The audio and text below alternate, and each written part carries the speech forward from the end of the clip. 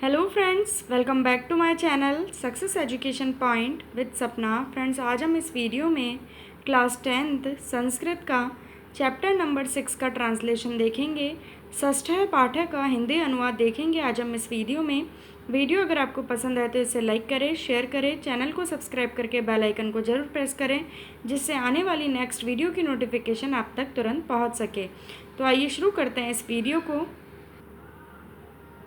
देखिए फ्रेंड्स, ये है हमारा षष्ठ पाठ है, पाठ नंबर 6, जिसका नाम है महाराणा प्रतापः।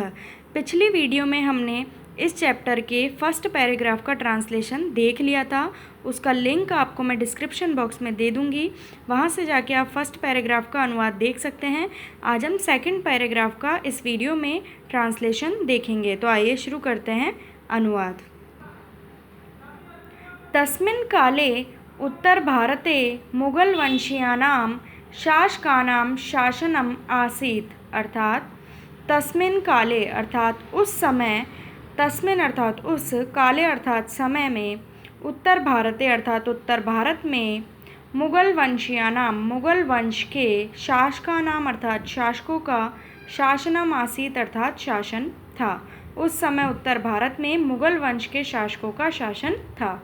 राजानः तत्सेवामेव स्वकर्तव्यं मन्यमानाः देशरक्षा कर्तव्यात् सर्वथा विमुखाः आसन्। अर्थात राजा लोग, राजानः अर्थात राजा लोग, तत्सेवामेव उनकी सेवा को ही, स्वकर्तव्यम अर्थात अपना कर्तव्य, मन्यमानाः अर्थात मानकर, देश रक्षा के, देश रक्षा अर्थात देश रक्षा के, कर्तव्याद अर्थात कर्तव्य से, सर्वथा विमुख होकर,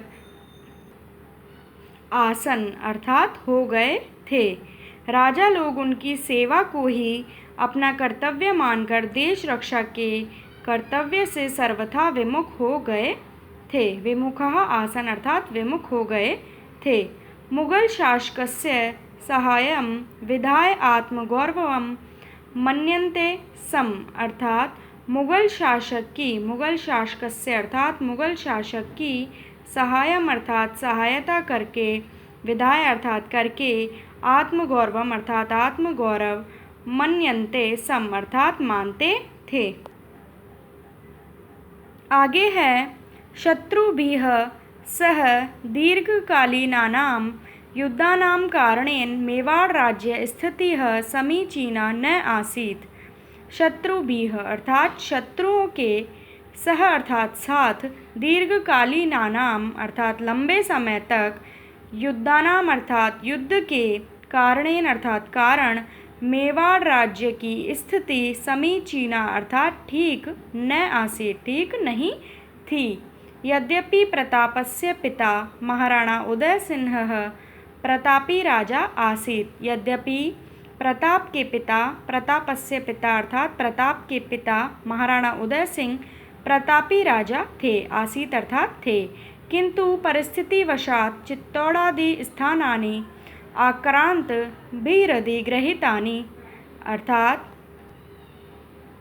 किंतु परिस्थिति के कारण, परिस्थितिवशात् अर्थात परिस्थिति के कारण, चित्तौड़ आदि स्थानों को आक्रमणकारियों द्वारा, आक्रांत अर्थात आक्रमणकारियों द्वारा अधिग्रहित कर लिए गए थे।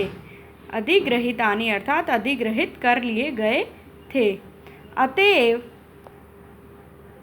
सिंहासनम अधिरूढ़ः प्रतापः हस्तच्युतान् प्रमुख दुर्गान् प्राप्तुं चिंतनम आरंभे। अर्थात इसीलिए, अतएव का अर्थ है इसीलिए, सिंहासन पर विराजमान, सिंहासनम अधिरूढ़ का अर्थ है सिंहासन पर विराजमान, प्रतापः अर्थात प्रताप ने, हस्तच्युतान अर्थात अपने नियंत्रण से अलग हुए, प्रमुख दुर्गान अर्थात प्रमुख दुर्गों को अर्थात प्रमुख किलों को प्राप्त करने के लिए चिंतन करना प्रारंभ कर दिया।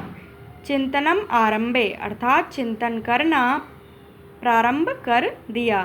प्रथमं सह स्वस्वामी भक्त सामंतानां स्थानीय भीलजनानां च सभाम् आकारितवान्। अर्थात प्रथमम स का मतलब है सबसे पहले उन्होंने अपने स्वामी भक्त सामंतानाम अर्थात सामंतों और स्थानीय भीलों की सभा बुलाई। सभा अर्थात सभा, आकारितवान अर्थात बुलाई। मैं आपको वापस से इस पैराग्राफ को पढ़ के सुनाती हूँ। शत्रुओं के साथ लंबे समय तक युद्धों के कारण मेवाड़ राज्य की स्थिति ठीक नहीं थी। यद्यपि प्रताप के पिता महाराणा उदय सिंह प्रतापी राजा थे, किंतु परिस्थिति के कारण चित्तौड़ आदि स्थानों को आक्रमणकारियों द्वारा अधिग्रहित कर लिए गए थे। इसलिए सिंहासन पर विराजमान प्रताप ने अपने नियंत्रण से अलग हुए प्रमुख दुर्गों को प्राप्त करने के लिए चिंतन करना प्रारंभ कर दिया। सबसे पहले उन्होंने अपने स्वामी भक्त सामंतों और स्थानीय भीलों की सभा बुलाई। अब आगे देखते हैं।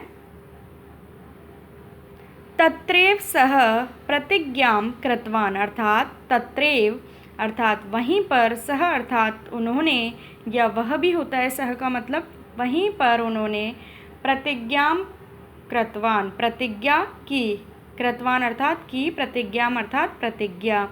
यावत अहम अर्थात जब तक मैं, यावत अर्थात जब तक, अहम अर्थात मैं, हस्तच्युतान अर्थात अपने नियंत्रण से अलग हुए, स्वराज्य अर्थात अपने राज्य के, भागान अर्थात भागों को, अपने राज्य के भागों को फिर से प्राप्त नहीं करूँगा। पुनः न प्रापस्यामि, पुनः अर्थात फिर से प्राप्त नहीं करूँगा।